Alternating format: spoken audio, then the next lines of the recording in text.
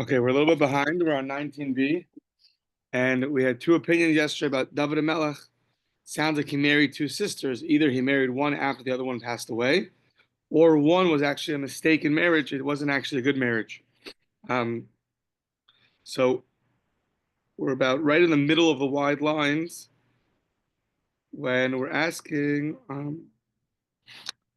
Let's see, where should we start from? We start from, yeah, Rabbi Yossi. So it's a 1, 2, 3, 6, 7, 11 or 12 lines down from the middle lines. That according to Rabbi Yossi is the one who said that David Melech married Michal after Meirav died. So Rabbi Yossi, it sounds like from the pasuk, there's only Michal was his wife and nobody else. So how does Rabbi Yossi understand that verse? So we say Rabbi Yossi latame. He goes according to his reasoning, meaning we're going to see that Rabbi Yossi is going to understand psukim a little bit differently. And he'll understand this one differently also. The Tanya Rabbi Yossi Hayadorish Mikros Muravin, he would interpret mixed psukim. Now, what's a mixed pasuk? Let's see. So the king took the two daughters of Ritzpah, the daughter Bas Aya, the daughter of Aya, who was born to Shaul as Harmoni Ves Mephibosheth.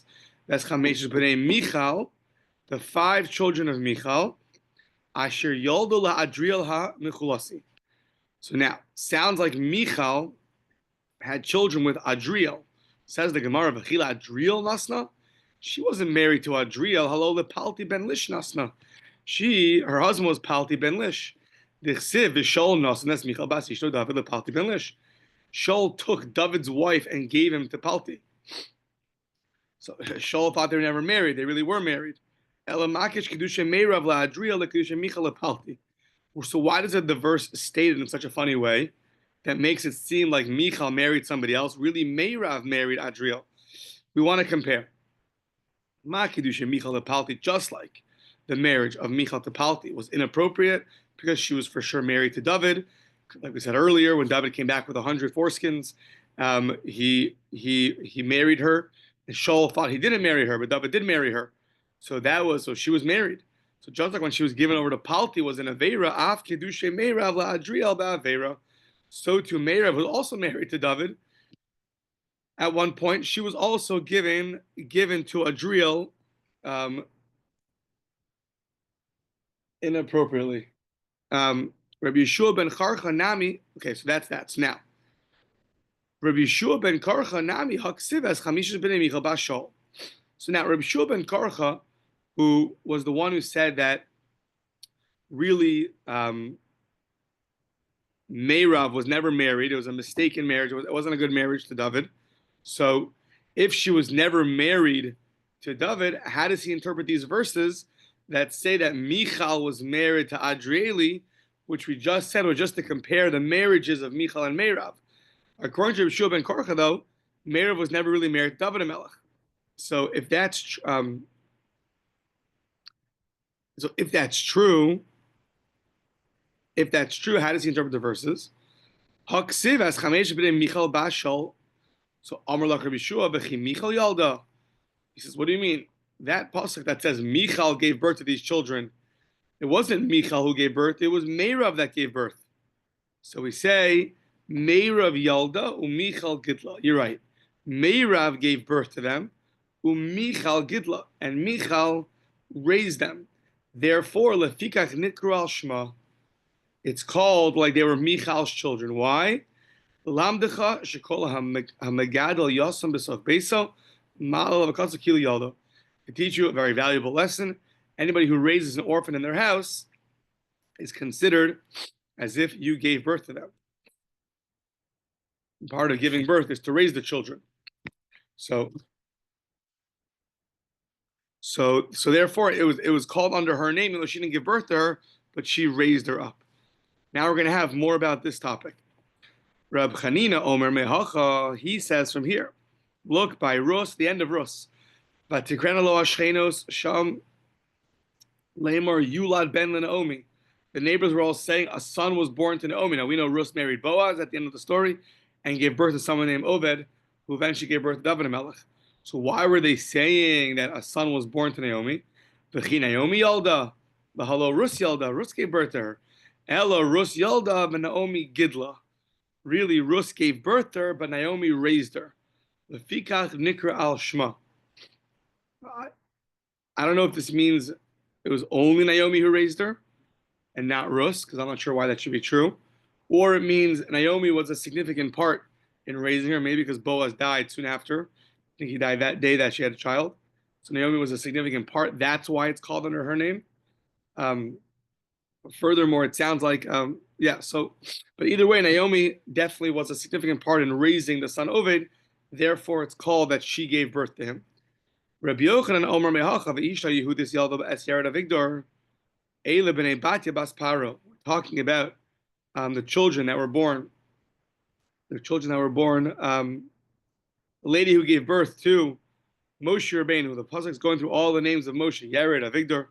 Who are those? The b'nei Batya bas Paro, Asher Lokach Mered. Sounds like Bas Paro. Who did she marry?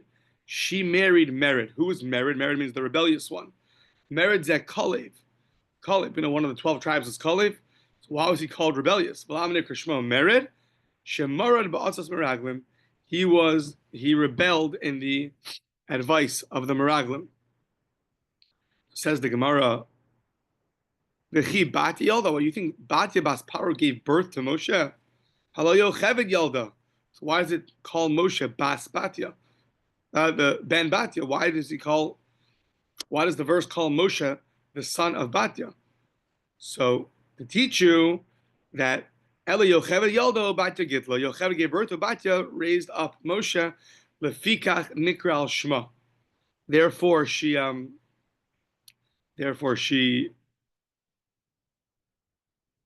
the one that's called that raised up Moshe Rabbeinu.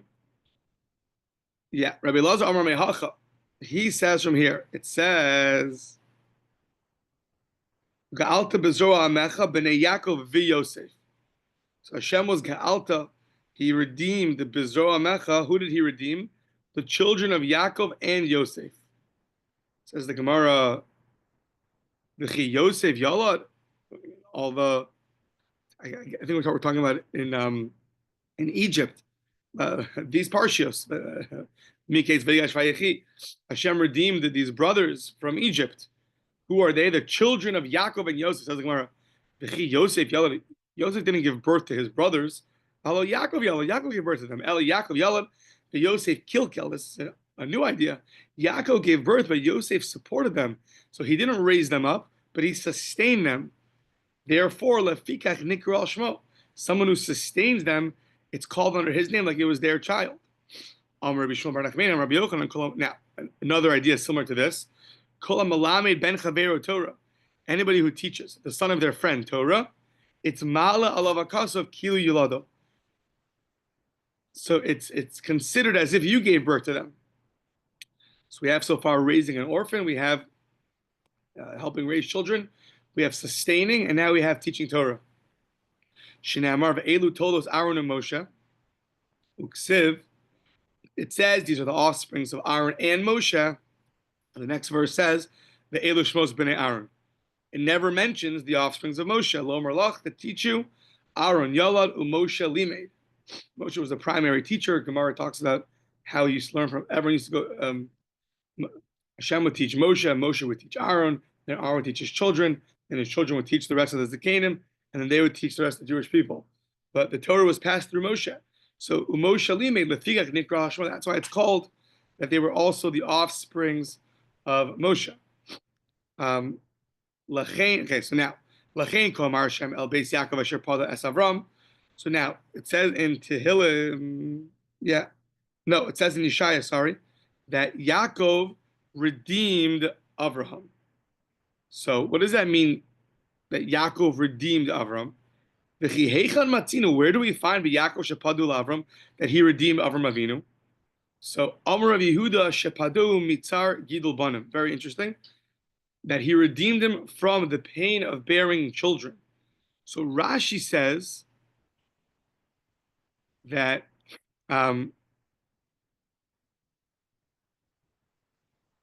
that because Yaakov was the one who had the 12 Shvatim, that's called redeeming Avram Avinu from the pain of raising children. It's funny, Tosfos asks on Rashi, the Gemara in Brachos says, what do you mean having children? The big simcha.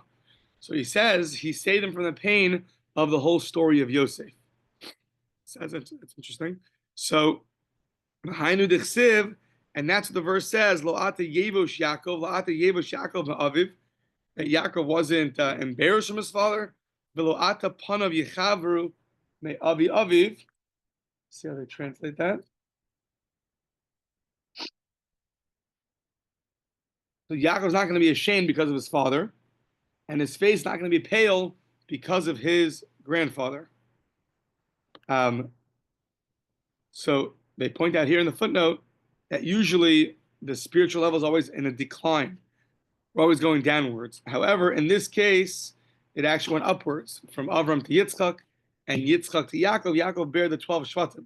So because he raised the 12 tribes with all of its hardships, so Yaakov achieved a level of greatness even higher than that of Avram Avinu and Yitzchak. So that's what it means. His face will not be pale. I mean, he's not going to be embarrassed of the spiritual decline that that's happened. Rather, he's going to be actually achieved more in a certain way than Avram Avinu. That's apparently called that he redeemed Avram Avinu. Sounds like if Yaakov would have raised the children, maybe Avram Avinu, maybe it would have been on Avram Avinu to do so. Okay. So now back to David HaMelech. So Ksiv, we mentioned there was someone named Palti who was given Michal was even though she was married to David, Shaul gave her to Palti ben Lish. So it says the Gemara Ksiv Palti v'Ksiv Paltiel. It says in one place it's called as Palti, in another place his name is Paltiel. Amar of Yochanan Palti Shmo. His name is Palti. However, Lama Nikra Shmo Paltiel. Why is he called Paltiel? So now we're going to get into the discussion of the tremendous merit of overcoming one's desires. He's called Paltiel. Why? Shepaltu Kel min ha'avera. Hashem spared him from an avera. Sounds like the Gemara in Kiddushin that the only chance we have at overcoming Yetzer Hara is with Hashem's help. So he tried, and with Hashem's help, he succeeded. So Ma'asa, how did he try? So he was given a wife that was already married. So it was forbidden for him to live with her. What did he do? He put down a sword between him and his wife, and he said, Amar kol osik b'davar zeh, whoever's involved in this matter, meaning in relations, yidaker b'cherev zeh, will be killed with this sword. So that's what he did to stop himself from committing any inappropriate act with Michal. So v'haksiv vayelech ita isha, it says vayelech ita isha halach ubacho achareha ad bachurim. It sounds like when a lady left from him, he was crying. So why was he crying? Vayelech ita isha. So the wife left from him. It sounds like it was fully his wife. We said no. He never had. It was never fully his wife. It just was shenasela keisha. She was to him like a wife. When she left, he was crying. Sounds like it really was. It really was his wife. This amazing thing. What was he crying about? Al ha-mitzvah da azil mineh. He had tremendous pain from the mitzvah that left from him. He had a mitzvah of overcoming his desire and not being with Michal. And when she left, he was crying over the fact that he's not going to be able to do this mitzvah. Amazing thing. So, not only did he overcome his desire, but you see how much it meant to him that when he couldn't do the mitzvah anymore of not being with her, he cried. So ad bachurim sounds like until bacharhood, until youth. What does that mean? Shenasu shneim b'kibachurim, both Michal and Palti were both like very youthful children. Shelo tamu tambia, that they never tasted the taste of relations. Okay, now we're gonna have three people who overcame their desire. Amar Rabbi Yochanan, Tokvo shel Yosef an vasanusa shel Boaz. Tokvo shel Boaz an vasanusa shel Palti ben Lish. So, the overcoming of Yosef paled in comparison to Boaz and Boaz paled in comparison to Palti ben Lish. Takvo shal Yosef on Matzah. So Boaz diksivi b'chatzi alaylo vayichar de ish vayilafes mai vayilafes. Amarab shenase besaro kiroshe liftos. Boaz that night with Rus. So that whole night he was with her. He was so scared that he shouldn't be over an Aveira, that his body turned into a lefes. It turned into a turnip. It became as hard. His flesh became as hard as a turnip. Yeah. So you see how much he overcame. So Tokvo shel Boaz, though, that's on the next page. It's on Masanush shel Palti ben Lakish. That pales to Palti ben Lakish.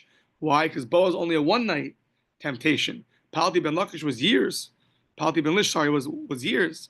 Kida Amra. Okay, now we're going to interpret a bunch of verses and interpret the verse in Eishes Chayil, and we get to the next mission. So, Amr Rabbi Yochanan, what does the pasuk say? Rabos Banus Asu Chayil. So it sounds like many of my daughters Asu Chayil. Sounds like they did something great.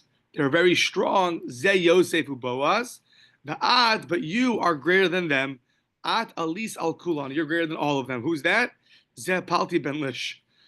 Yes, this week's Friday night when you're singing Eishes Chayil, we can think about this. So Amar Rabbi Shmuel Bar Nachman Amar Rabbi Yonasan, sorry. Mai Dichsiv Sheker Achein Hevel Yofi. So we say at the end of Eishes Chayil that Sheker Achein, that grace is false. The Hevel Yofi and beauty is also false. Sheker Achein Ze Yosef. The Hevel Yofi Ze Boaz. I mean, they were the ones that showed, just because it looks very nice, I'm not going to do it. It's false. The Hevel Yofi Ze Boaz. And beauty, but beauty is it's Hevel. It's nothing. So that's Boaz was able to overcome, even though Rus was very beautiful. But Yiras Hashem Hitis Alel, but the one who fears God, she's the most praised. Who's that? Ze Palti ben Lish. He reached a higher level. Davar Acher Sheker Achein is the Dor Shel Moshe. Sheker Achein is the generation of Moshe. The Hevel Yofi Ze Doro Shel Yoshua. That they were able to, I think they learned a lot. They were very high, very spiritual state generation. However, Yiras Hamitisal is that Doro. Yiras Hamitisal is the generation of Chizkiah, meaning we're talking about the extent of Torah knowledge that was around. So the one in Moshe was great, when Yeshua was also great, but the one in Chizkiah seemed to be even greater. Their level of spirituality, their level of Torah knowledge. Davar Acher Sheker Achein Zedor Shel Moshe v'Yehoshua. So Sheker Achein is referring to the generations of Moshe and Yoshua, who they learned a lot of Torah. They're a very high spiritual state.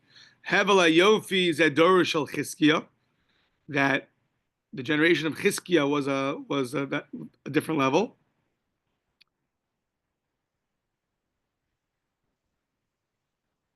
Right. So Rashi invokes the Gemara later on that said when it came to Sanhedrin that he was attacking. So what they do, they put everyone in a base medrash. They put swords outside the door and said no one could leave. And the Gemara says that the next morning they checked from the north to the south, and they didn't find any ignoramus in the whole Jewish people. Every average Jew became extremely knowledgeable in their learning, and then Sanhedrin was destroyed.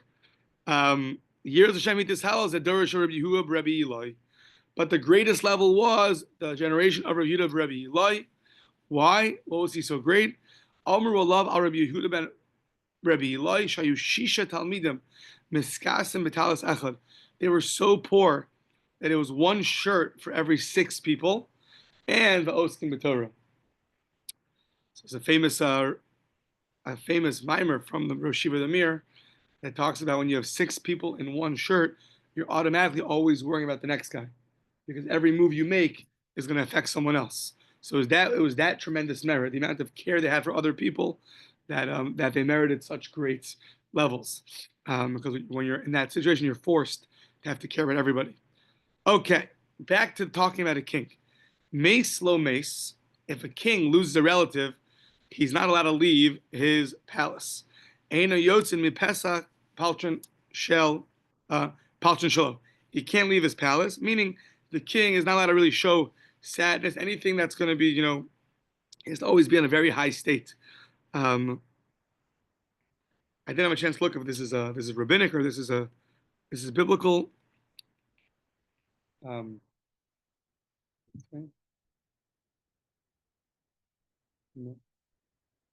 um, yeah, it detracts from his dignity. Fine. Rabbi Yehuda Omer, listen, Imrot Zelatzes Achar Amita Yotze. If he wants to go after the coffin, he can go. Why? Shekain Matzina b'David sheyotza Achar Mitoso shel Avner. David went after the Mita of Avner.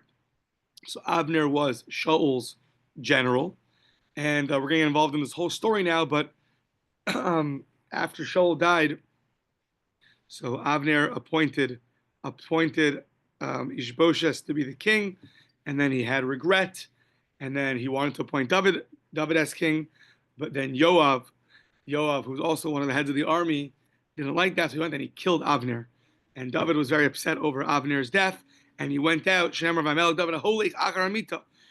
went out after Avner's coffin. So you see that a king could do that. So it says Rabbi Yehuda that, so we could do that also. So to that, the Chachamim responded, people were thinking that maybe David was threatened by Avner to usurp the kingdom, and David himself killed him. So David, to appease the nation, to make sure that they didn't think that, that's why he went out after the coffin, but not because you're allowed to lower your dignity, rather because he didn't want people to think he wanted to appease the nation. Okay, now, also kola al mesubim al haaretz, who meisiv ala dargash. So when you bring him that sudas havra, that first meal brought to a mourner that can only be brought by somebody else, so everyone was sitting on the ground, and he was sitting on a dargash. We'll see what a dargash means.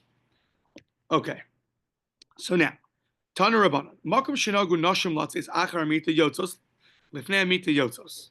So in general, we avoid as much as we could mingling between males and females. So says the Gemara that really it's inappropriate to walk behind women because you might come to inappropriate thoughts. However, makom shenagu nashim latzis achar amita, if the women are going after the coffin, so then where do you go? You go in front of the coffin. Sorry. Makom shenagu nashim latzis achar amita. So that's fine. Yotzos lifnei amita yotzos. The yotzos lifnei amita yotzos. If they go in front of the coffin, even though the men are going to be behind them, and therefore that might be inappropriate, but we assume at a time of mourning, we allow it. That's not going to bring to those thoughts when you're at a funeral. Rabbi Yehuda Omer la'olam nashim lifnei amita. It sounds like the women are always going to be in front of the coffin. Yotzos, why? Shekain matzina b'David. Because David was Yalta Achar Mita, so he went in back of the coffin Shel Avner. Shenei Rav Amal David Holich Achar Mita. So say the Rabbanan, no, you can't bring a proof from there. Why? Amrulo lo hayadavar ela lefa'is sa'am. He was just appeasing the nation. He was appeasing the whole nation. Then Paisu, and everyone got appeased. David Yotzim Bein Nashim. He went between the men. V'nichnas lebein Nashim, and he went to the women's section and he appeased them. V'yotzim Bein Nashim v'nichnas lebein Nashim, and he came back to the men's section and appeased them. Shenamar, as the verse states in Shmuel Beis, V'yidu kol ha'am v'chol Yisrael b'yamahu, Kilo haisa ma'amelech lahamis es Avner ben Ner. He wanted everyone to know that he did not kill Avner. Okay, so now Darash Rava, Ma'idich Siva Yavu kol ha'am lahavros, says David, the whole nation came to lahavros, is to bring that sudas havra to David. Ksiv lahachros, v'karin lahavros. It says lahachros, but you read it lahavros. Betchila lahachroso, ulevasof lahavros. In the beginning, they wanted to kill him, to cut him off, because they thought he was the one that killed Avner. At the end, lahavroso, the word baru, Rashi says, it became clear to them that he wasn't killed. He wasn't killed by David. Okay. Now, a lot of background here about David and Avner and Shaul, and the time is late. But if you want, you can look in the footnotes or go through the whole Shmuel Beis, at least Parag Gimel of Shmuel Beis. That goes to the story. But either way, after Shaul died, there were many years without a king. There were about 5 years without a king, and then it was time for David to be the king, and Avner placed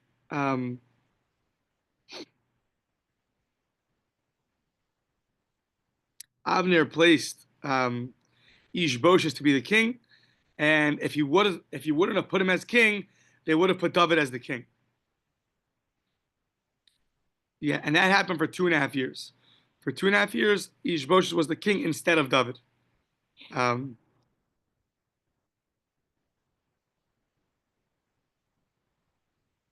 Yeah, okay. So now, Amar Yehuda Amar Rab Mipnei Ma'anash Avner. Why was Avner punished? Such a punishment that he got killed by Yoav. So says the Gemara, Mipnei Shaylo Limchas B'Shol V'Lo Micha. So he should have protested for Shaul, and he didn't. Meaning, when Shaul was coming after David HaMelech, he's coming to kill David HaMelech. David went to the city of Nov, where there are a lot of Kohanim over there, and they helped him out. And Shaul thought that was an act of rebellion of the city against Shaul, and therefore he killed them. So we said Avner, interestingly enough, even though Shaul was the king, but Avner should have, since he knew it was inappropriate to do that, he should have been mocha, he should have protested. And the Gemara in Shabbos goes through many, many people who, if you don't protest when you should protest, the Aveira goes on you. Meaning not protesting, not just a nice thing, to protest, and if you don't do it, you're fine. If you don't protest it, we view you as part of doing the Aveira, even passively. You're still involved.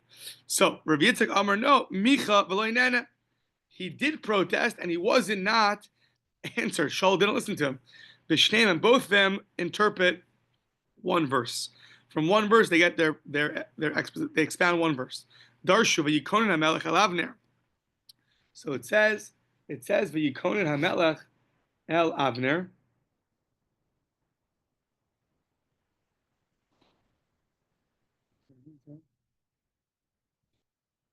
Yeah, v'yikonin hamelech es Avner.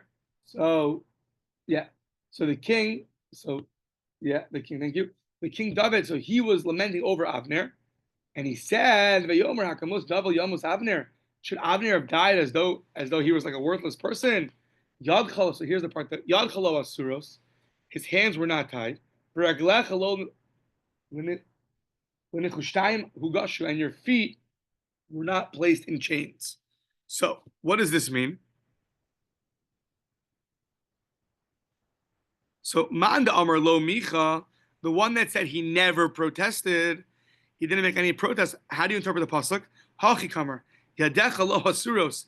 Your hands weren't tied. V'raglecha lo nechushtaim hukshu, and your feet weren't in chains. My time lo machisa, meaning you had the availability. Your hands weren't tied up. Your feet weren't tied up. You could have protested and you didn't. So my time lo machisa. So then it says. So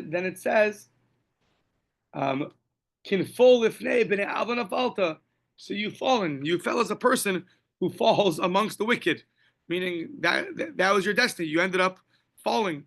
Now, the one who said he did protest and he wasn't answered. So the whole thing is just a question. David's perplexed. Like, how did you fall in front of the wicked? Your hands weren't tied up, and your feet weren't in chains. So, meaning you did everything right. Nothing you did was wrong. And therefore, how could you have fallen in front of the wicked? He doesn't understand how he could do that. He did everything right, and yet he died such a death. So now, if you say he did protest, so why did he get such a punishment? Those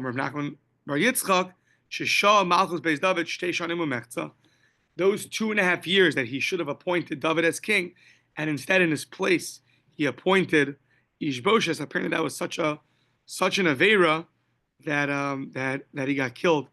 He got killed by Yoav in early death. Okay. Now, when you go and you bring the king his meal right after the funeral of one of his relatives, so it says that everyone sits on the ground and he sits on a dargish. So now, Mai Dargish, what's a Dargish? We're hearing about different kinds of beds. Amar Ula, it's an Arsa de Gada. This is very interesting. What's Arsa de Gada? So this is a whole discussion. Rashi seems to be a little bit controversial over here because he says that people would have in their house some kind of bed and table that they would never use. Ela lemazel habayis, some kind of good luck table. They would use, it sounds like for sorcery. The problem is we can't do sorcery. So it sounds like maybe it was to remove sorcery. So many take issue with this Rashi. Like, what does this mean? That it's for sorcery, it's against sorcery. So yeah, a lot to say about that. Very interesting. But it's this special kind of table that they would sit on.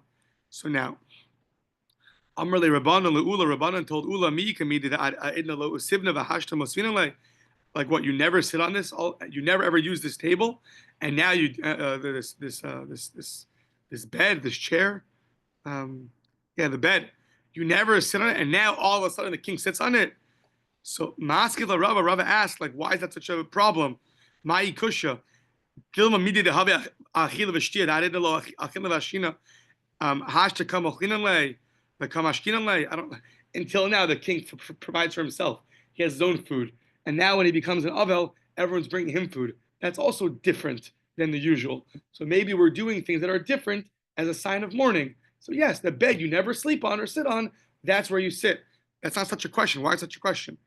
Ella ikasha hakasha. If you want to ask a question on this Mishnah, ask the following: Hakasha dargish eino tzarich lechvoso ella zokvo.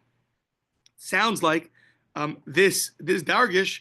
The general rule is when a person's an avel, at least it used to be that they flipped over all the beds. They didn't keep the beds away; they would flip them over. So this dargish eino tzarich lechvos ela zokvo. Such a bed you don't have to flip over, but you have to put it on its side. So you have to do something to it. The isakadaitach arsa degado, and if you want to tell me that this dargish is an arsa degada, this bed that was never used in the house, so how are you sleeping on it? Why aren't you flipping it over or something or leaning it on its side? Vatanya, hakof es mitas. You don't just do your bed. Hakof es mitaso, lo mitaso bavadu kofa, ala kol mitas sheyesh lo b'tzok bezu kofa. You're flipping all the beds in the house, not just your bed. So why is this bed any different? So says the Gemara, my kusha, what's the problem? Dilma midi dehavi amita miyucheres lekelim. The rule is, though, in Hilchos Avelos, if you have a bed that was special for your dishes, you put either your dishes or your clothing on it. A bed that was basically used for storage. So then, what would happen? That did not need to be flipped over. Only the beds are made really for sleeping. The katanim haisam yucheres lekelim, eino tzarich lechvos. Only a bed that was made for kalim. Do you have to different utensils? Those beds do not have to be flipped. So maybe this bed that was never used was similar to a bed that was used for utensils. Only beds that are used for sleeping on, those are the beds that you have to flip over. So ela kasha, if you want to know what a difficulty with this, hakash, you should ask the following difficulty. Meaning, it sounds like there was some kasha on this Mishnah. We're trying to figure out what was the kasha. We're not sure what the kasha was. So hakasha, Rabbi Shimon Gamliel Omer, dargish. It probably gets look a little confusing, at least for me. Dargish is matir karvitin. So a dargish, this bed, Rabbi Shimon Gamliel says, is something which the law of whatever a dargish is that you have to untie its bindings. So it's like nowadays we have the the spring in our bed, but then they had a bed that had a sheet and it was tied with loops to a wooden frame. So if you untie the loops, so then the sheet falls to the floor, and there goes your bed. So it says Rabbi Shimon Gamliel, you have to do that. A dargish, you have to untie it. So now, the isakadaitach arsa degada. So now, if you think that this dargish is a bed, there's like a good luck bed, so to speak. So then karvitin mislay. So does that bed have these bindings that could be untied?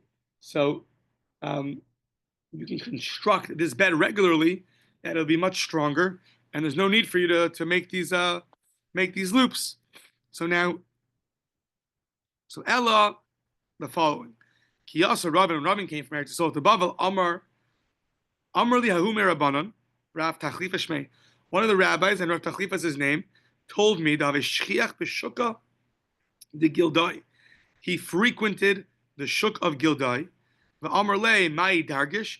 What's a Dargish? An Arsa de Tzala. It's a bed of a leather cot. So Rashi explains it's like a leather bed, and it sounds like they would use it for sleeping. However, it would be constructed differently. So it sounds like this bed, if you were to turn it over, you could damage the leather. Because if you flip it over, the leather is going to touch the ground, it's going to be moist, and then that's going to damage it. So what should you do though? You should tilt it up, not flip it over, but you should tilt it up. Okay. Amar Rabbi Yochanan that a dargish is sirugo mitocho. So this dargish, what it is its bindings. It goes through the frames. Sounds like it's tied on the inside, but a regular bed, its weaving is above it. It sounds like the somehow, I'm not sure exactly how it looks, but in one case it's weaved, the weaves are on the inside, and by a regular bed the weaves are on top of the bed, on top of the wood. Okay, so now Meisve Kol Eitz Me'Masai Mekavlim Tuma. Now we're going to ask now from Hilchos Tuma. We know that usually things are Mekavlim Tuma when they finish their process. So Kli Eitz Me'Masai Mekavlim Tuma. When does a wooden object Mekavl Tuma? When does it get Tuma? So Hamita v'Ha'arisa. You have a bed and you have a crib. So Mishiashufein Ba'or Hadag.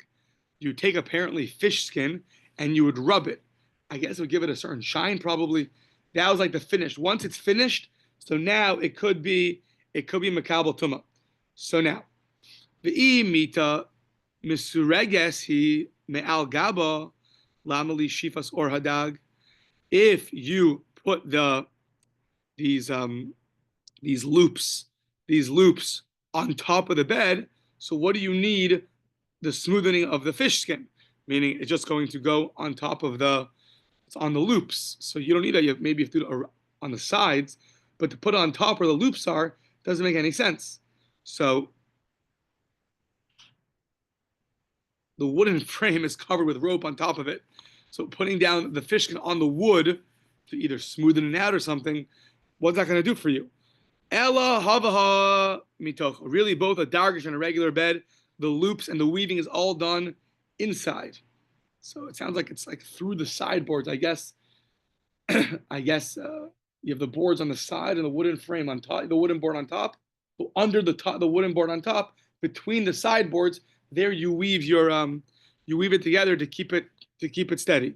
So okay, so what's the difference between now Amita and this and the dargish? Ella havaha mitocho. So mita aule ve'afuke bebizyoni, dargish aule afuke be'avkasa. So what does this mean? A regular bed, the ropes are threaded in and out, and a dargish is aule ve'afuke be'avkasa. And a dargish, the ropes and the binding are threaded in and out of the loops attached to the sideboards. So one goes through the slits and one goes through loops that are attached to the sideboards. So I'm not exactly how this looks, but Amar of Yaakov, Amar of Yeshua, Ben Levi, Halacha, Rabbi Shimon Gamliel. The halacha is like Rabbi Shimon Gamliel that we quoted earlier, that you untie the bindings. So you don't have to stand up the dargish. You can untie the dargish and let it fall. That's also okay. Amar of Yaakov Bar Ami, Mita She Naklite Yotzin Zokim used to have certain kinds of beds where the boards would protrude. So those beds you can just lean up on the wall. You don't have to flip it over. I guess it's going to be damaging So to the bed. Yeah, it says that the poles are attached to the frame, so it's impossible to turn the bed over exactly. So that you can just stand up. Okay. Back to our king. So umotzi lemelchemes harishos al pi bezdin shel shim ve'echad. You have to go out to war with the consult. You have to consult the bezdin of 71 and get there okay to go to a optional war. Meaning not a war where the enemy attacks or conquering Israel, but a war that you want to expand your property or something like that. That needs a bezdin shel shim ve'echad. Now, a king. This actually I think came up in Batra also. He can be when he wants to go. Now, there's a machlokas. Does it mean only in a time of war or whenever he wants? It's interesting. Rashi sounds like okay, hard to know from Rashi, but uporates lasos lo derech. If a king has to go somewhere, he can go and go any way he wants, even through your backyard, through your vineyard, whatever you want. The ein memacha biyado, and you can't stop him. That's part of the king. He's allowed to do that. Rashi says that he can make through your field and through your vineyard. Fine. Derech hamelech ein lo shir. The way the king has no limit to it. He can go as long as he needs his path. He can go and go and go and go. So v'chol ha'am bows in. Now, whenever they conquer a city, they conquer a country, they take all their spoils. They have to go and bring it to the king. V'hu notel chelik barosh. He gets first dibs. He gets the first one at taking the spoils of battle. So now, Tanina Chadazilin, we learned one time, Ein Motzin Lemilchamas Rishus, El Alpi Bezin Shoshim Ve'echad. So since the Mishnah said that we don't go out to Milchamas Rishus, El Alpi Bezin Shoshim Ve'echad, I did the Tana Kol Milei Demelech Tananami Motzin Lemilchamas Rishus. Since we're talking about a king, so we also mentioned that idea that since one time we taught that you don't go out to a Milchamas Rishus unless you consult the Bezdin of 71, so then and we're talking about a king anyways, so we taught this also about going out to war. Okay, fine. Now, Amar Yehuda Amar Shmuel, Kol Amar beParshas Melech, Kol Amar beParshas Melech, Melech Muterbo. So now, there's a whole parsha with Shmuel where they wanted a king. They asked inappropriately. Why they asked inappropriately? A good question. But Shmuel seemed to tell them what it's going to be like if a king comes to power.